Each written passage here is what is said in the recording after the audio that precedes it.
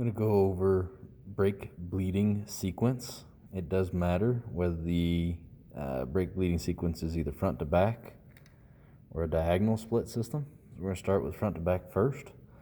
On a front to back system, in most vehicles, you start off by bleeding the right rear first, the left rear next, the right front, and then finishing with the left front.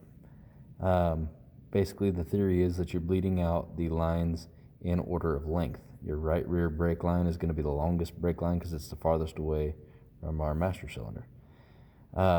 Again, in bleeding brakes, we didn't get to do a ton of this semester, but you start off with usually you have an assistant in the driver's seat pumping up the brake pedal and building hydraulic pressure.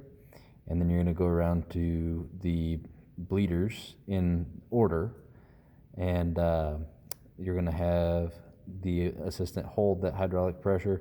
You open the bleeder, brake fluid squirts out, you close the bleeder, the assistant then lets off the pedal and pumps it back up again, and then you do that several times on each wheel in order to flush fluid through and try to work air out, and then you move on to the next position in the sequence.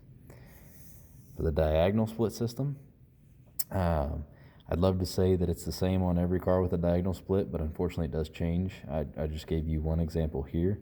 With the diagonal split system, we may start with the left rear, move to the right front, and then do the right rear and then go to the left front.